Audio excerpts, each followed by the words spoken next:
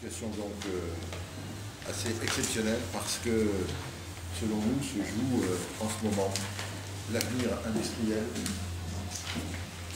de l'estuaire, c'est-à-dire l'avenir industriel de la région des Pays de la Loire.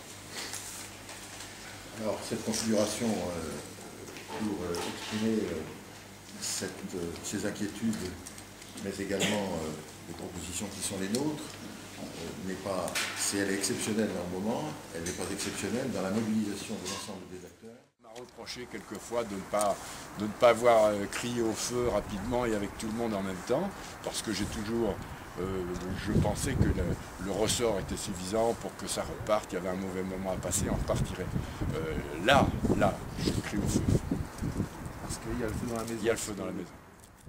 Plus inquiétant encore, c'est qu'à force de retarder la décision de prise de commande, mais c'est celle qui rassurerait tout le monde. On inquiète au contraire tout le monde. Et je vois arriver le jour où certains salariés des chantiers n'y croiront plus à l'avenir de la navale. Et ce jour-là se mettront en quête d'autres emplois dans d'autres sites. Et ceux qui partiront les premiers seront vraisemblablement les plus jeunes parce qu'ils sont les plus mobiles et les plus compétents parce qu'ils sont les plus faciles à réadapter. Quand on a autant de milliers de kilomètres de côte dans un pays comme le nôtre, et qu'on a un seul chantier de construction navale qui est le cœur de la navale française et pour une part européenne, on vole au secours de ce chantier, surtout quand on est le gouvernement français, qu'on est actionnaire et que normalement on est censé développer des politiques industrielles. Or aujourd'hui, le gouvernement français, il est plus prêt à pomper les résultats de la SNCF, voire les résultats du port dans sa carrière, qu'à venir apporter sa contribution à une politique maritime globale, aussi bien concernant le développement portuaire, aussi bien concernant le développement de la construction navale. C'est quelques semaines.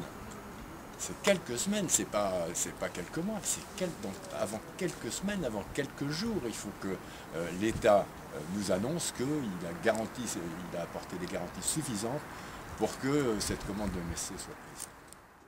Les chantiers ne disposent actuellement d'aucune ressource de l'État pour accompagner l'innovation, la recherche et cette mutation. Les seuls moyens dont ils disposent, c'est ce qu'on a voté lundi au Conseil régional à hauteur de 5 millions d'euros.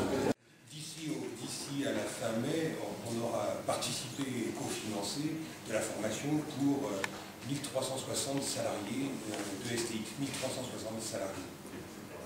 Financé par cofinancé.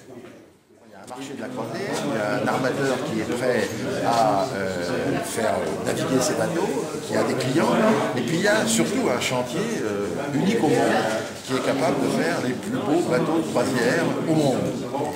Et par conséquent, pour aller jusqu'au bout de cette commande, il manque une décision bancaire que l'État seul peut exiger, puisqu'il faut une garantie bancaire à l'ordre d'1 milliard d'euros pour pouvoir commander ces deux bateaux. Et donc c'est la responsabilité de l'État de pouvoir maintenir une politique industrielle, d'autant plus que l'État est actionnaire français principal. Le rôle des responsables politiques ou ceux qui prétendent l'être, c'est effectivement de se fixer une priorité majeure, c'est-à-dire développer et maintenir l'emploi et l'emploi industriel, et pas seulement l'emploi lié à la financiarisation de l'économie. On voit l'augmentation des chiffres du chômage en un an, on voit le nombre de jeunes au chômage. Ici, connaît bien ça, la question de ces élections régionales, on aurait peut-être oublié. Nous, ce n'est pas les élections qui nous motivent le chômage, parce qu'on est dans l'action de l'État. On est ensemble dans l'action. On est solidaire dans l'action pour soutenir l'industrie. Et là, on est dans un état d'urgence. Face à un état d'urgence, il faut qu'il y ait des mesures d'urgence. Moi, je vais vous montrer que nous sommes une ville et une région bien vivante. Et pour qu'on soit bien vivant, il faut que tous ceux qui sont concernés de près ou de loin, par le risque de fin de la construction navale ou d'affaiblissement irrémédiable de la construction navale, tout cela se mobilise à l'appel des syndicats auxquels nous, élus, président de la région, Jacques Oxiette, Patrick Maréchal pour le département, moi-même pour la Carène et Jean-Marc Ayrault pour Nantes Métropole, nous nous joignons à cet appel. Et j'appelle de tout cœur vraiment tous ceux qui sont concernés à venir manifester.